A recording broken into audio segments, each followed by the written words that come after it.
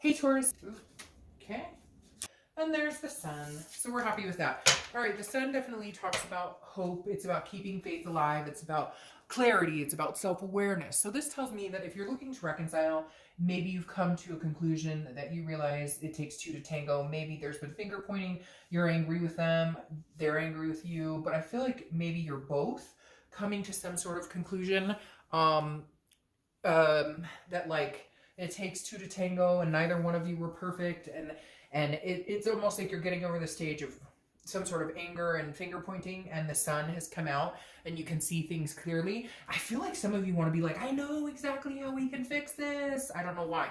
That just had to come out. I just had this thing in my stomach that's like, somebody's out there going, I know where we went wrong, or I know like we can do this again. So I love the sun for you because it's bubbly, it's vibrant, it's shining, it's the fog is lifting. So let's see what else is going on. All right. Your current position coming into the month is the Five of Cups, which is actually kind of the opposite of the sun. So we'll see what's going on. But the Five of Cups is about loss. It's about feeling a grief. It's about some sort of, crying over spilled milk, not paying attention, not listening to what's right in front of you. So I feel like either they're coming to you saying, hey, we can do this again. We'll fix it, we'll change, or you're doing that with them and somebody's not listening.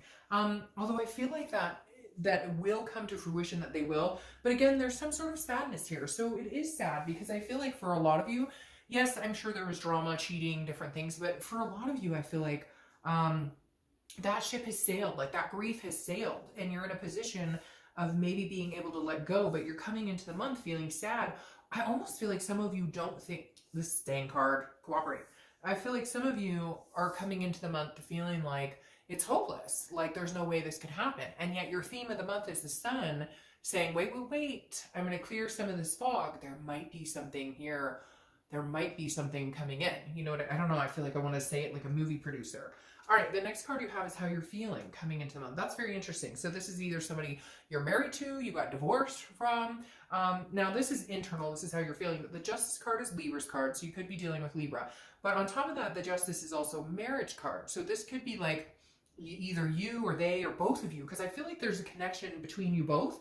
But because you're not actually communicating, the connection is super strong, okay? But because you're not actually having the conversations, you don't know what they're up to, they don't know what you're up to, but in the end, you're both having this hopeful but feeling sad because you don't have each other. And then the Justice card is saying either this is a person I thought I was going to marry, this is a person I still want to marry. The Justice card also, though, is justice is served. It's cause and effect. So it's something that happened, and maybe you're kind of like, okay, we had to take this break to get to this point of missing each other, to feeling this grief. We weren't communicating. We didn't have that emotion. The passion was gone, whatever it is. And you're kind of like, okay, now that we're apart, I don't want to be apart anymore. I don't want to feel that. And they don't want to feel that, because this right now, I'm telling you, the energy in this room is a dual connection. This is not one-sided. This is two people thinking about each other. And you know what? If that's not you, then this isn't your read. Because I get people all the time who say, I don't want them back. Then, hey, watch the singles read, right? The next card you have is your distant past. So over the past 5-10 years, could be throughout your childhood, and you have the Ace of Pentacles. Now, the Ace of Pentacles is opportunity. It's a plethora of opportunity. It's like the beginning of success and finding accomplishment. What's interesting is this is in your distant past, and this is telling me that you know what it's like to be successful in a lot of different areas, in finances, in relationships, and you're kind of looking back this month going, where's the missed opportunity? If I still want to be with this person, or if they want to be with me, there has to be some sort of opportunity here, because that's what this represents. And this is saying, look, in the past, maybe you've missed that sign. Maybe you've missed that opportunity, that card. Maybe you've not seen the clarity. Or maybe you've seen it, but it was too late, a day late, dollar short, right? Or maybe you didn't jump on it and take the chance. And I feel like you or your ex or both are feeling like, I'm not letting this one go. That's what it says in my head. Literally, I'm not letting this one go. You don't give this one back. All right, the next card you have is your immediate past. Over the past 2 weeks, past month or two, and you have the Fool. The Fool is the beginning of a new cycle. I feel like you could have a new cycle with this person, because this is, again, the beginning. Now, this may be where you turn that leaf, like I said, where you're seeing things clearly, where you're like, oh my gosh, We can make this happen. I still have faith in this. The shadiness is cleared. Whatever has been storming on our parade is clearing, because the Fool is it's a fearlessness, it's a folly. It's, again, the beginning of the major arcana, so a whole new cycle coming into place here. And I feel like this is you almost saying, should I take a leap of faith in getting back together with this person, or vice versa? They're asking themselves the same thing. Again, I feel this duality, which is interesting because you guys are the Lover's card, and the Lover's card is all about duality.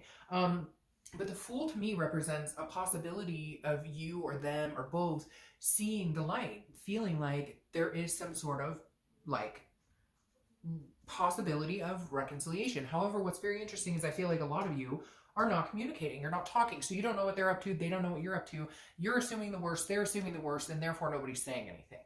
The next card you have is your distant future, so over the next month or two. See, and that's interesting. Over the next month or two, and you have the Death card. The Death is not a physical death. In fact, I love this card. It's Scorpio's card, so you could be dealing with a Scorpio, but death is about rebirth. It's about transformation. It's about the sun is shining. I can't even get that off my freaking mind. I don't know why. But again, this is the best card I think you have going for you, because your future is saying this is a rebirth. This is a possibility of a rebirth between you two. But also what's interesting here is it's not even just about a rebirth between you two. It's about a transformation, a belief, a change within yourself. So this could pertain to this person, or this could pertain to self-love. This could pertain to, guess what, if it doesn't work out with this person, that's okay, because you're ready for the future. Whatever you've been doing or whatever you're going to do over the next few months is going to gear up to whatever is coming your way, to almost, it feels almost like a destiny or some sort of karmic resolution, because again, this is some sort of change. Now, it could be kids. I mean, she is pregnant and there is a kid right there. So it could be, you know, maybe you're having kids, maybe you're already pregnant, or maybe your significant other is pregnant, or your ex is pregnant, etc.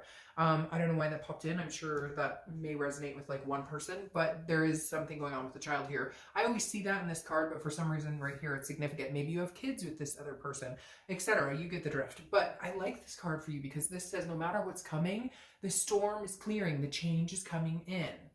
The next card you have is your immediate future. So over the next few weeks, you have the Knight of Pentacles. Hard at work, dutiful, cautious. So I feel like you're going to continue to keep your head in the game of life, right? Before, there may have been some devastating blows because of the breakup, because of the non-communication, because of the sadness, the grief.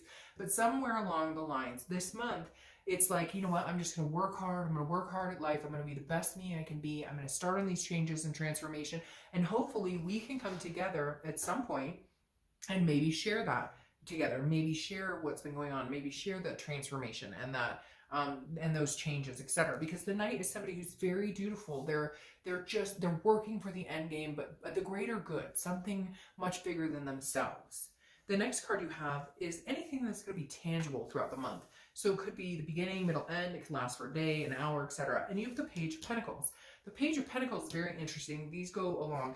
This is hard work. This is pragmatic. This is responsibility, but it's also aspiring for something bigger. There's something here that says to me, some of you are turning like a big leaf, and it's not like a maple leaf. It's like a banana leaf, okay? It is literally like something so significant in your life. You're making changes. But again, it's because I feel like you've all of a sudden got this clarity of like, holy shit. Now, it could be clarity because this person's like gone and maybe you needed them gone, so you could see what you needed to change in yourself. You could see the areas you were missing, work, career, family. Maybe you were kind of putting that on the back burner because of this grief, because of the sadness, because of what had been going on. And now you're able to understand that you can have a both. You can have the ex, you can do that and still maintain. But for whatever reason, you weren't able to do it before. I think there was fighting, there was jealousy, there was arguments, maybe infidelity. But now I feel like it's almost like a maturing. I can't explain it, like a growing up. And some of you are gonna be like, I am 55, and I get that totally. But at the same time, we grow and mature our entire lives. Like, believe me, we all do. So this just is some sort of like, you've upped the responsibility factor and you've upped like the importance of all of the things in your life. Like, you've realized what you're fighting for. The next card you have is how you're feeling throughout the month. Again, could be beginning, middle, end, could last for a day. You have the Queen of Wands. This is an excellent place to be. She is full of ferocity. She is sensuous. She is, you know, and again, I don't apply sex to the card, so male or female, but this person is just very confident, knows what they're going for, knows what they're going after. The confidence continues to build every step they take because they're embarking on these new journeys, these changes. They're embracing change. They're embracing. Now, for some of you, this could be that this person is no longer going to be in your life and all of this is coming to fruition because they're not. I feel like for a lot of you though, it's not like that. I feel like for a lot of you, it's almost realizing like you can possibly have this person back. But for some of you, it is going to be, they are gone, you are sad, but now everything's clear and you can see the light. The next card you have is your hopes and fears for the outcome of the month. And you have the Seven of Wands. So again, this is hopes or fears. And your fear is that, how do you communicate this? Because the Seven of Wands is a defense, it's a strategy. So how are you going to get in touch with them? How are they going to get in touch with you? Let's say you guys do call and talk to each other. Let's say you do text. Somebody broaches that and says, hey, I don't want silence anymore. I want to talk. It's making me sad not to have a discussion. We were, after all, really, really good friends. But the Seven of Wands is telling me that some of you are feeling like you don't know where to go from here. How do we get past the past? How do we not get on the defense? We know we're going to have conversations that could be pretty hard.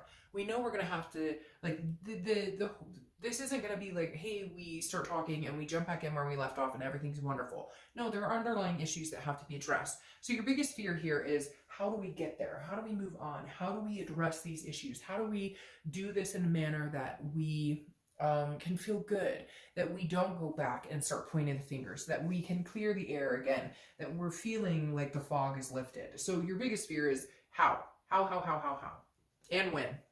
I feel somebody out there going, and when, I want to know when. The next card you have is the Three of Wands. I love this for you.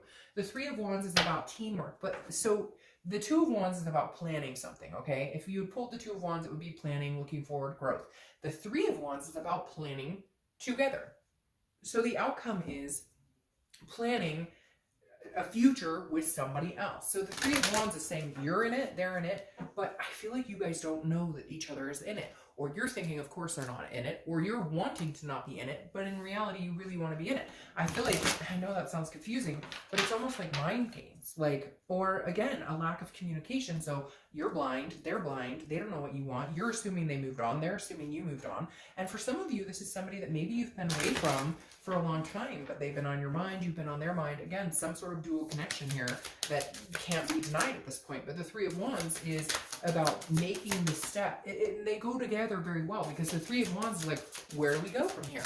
Okay, let's say you guys communicate and you both want each other back and you both love and care about each other and you still want that type of, you still want to move forward. How do we go about getting that? What do we do? He's focused. Like, okay, where do we go from here? So that's a conversation that's going to be had. The best part is that you're both on the same playing field. You're both on the same connection. Now, your Four of Coins, clarifying this, it's like a impoverished energy. So I feel like, again, it's not, the Four of Coins is like, is like a miserly energy. It's not, it's like you feel like they don't want you. They feel like you don't want them. And so what's clarifying your outcome here is like, you guys are going to have this discussion and get there. Because again, the Four of Coins, it's impoverished. It's feeling like you're like, not like you're lost without them. I don't want to say that because some of you are going to be like, that's a stretch. It's not like I'm lost without them. I've just been thinking about them a lot or whatever. But the Four of Pentacles is telling me some of you are feeling like your other half is missing, because this is a impoverished energy. This is feeling broke without them, and not, obviously in a physical way and not even in a financial way, but more of a mental, like, if we're not connected, then I feel like we're, another piece of me is missing. Because again, it's also a possessive energy, so it's kind of like a you're mine, but not in a weird crazy stalker way, more in like a, we work better together, but I feel like it's going to take you a minute to get there. Now, here's what I like is the Page of Wands is clarifying the distant future. The Page of Wands is a spark. It's curiosity and it's confidence. So this says, okay, somebody's going to humble up and be like, I can't stop thinking about you. I can't live without you type energy. I'm going to have a conversation. We need to have a conversation. We need to talk. I don't know what you're up to. Maybe you're dating 20 men or women. Maybe you're about to get married. I don't know, but I need to know what's going on. So eventually here in the next month or two, that Page of Wands is going to crack and somebody's going to call the other person or text and say, hey, what's going on? Or at least some sort of communication is going to come into fruition. Now, For some of you, again, like I said, this could be a total, nope, this is eye-opening. And then at some point you guys connect and you're like, no, I can't, I don't want to be with you.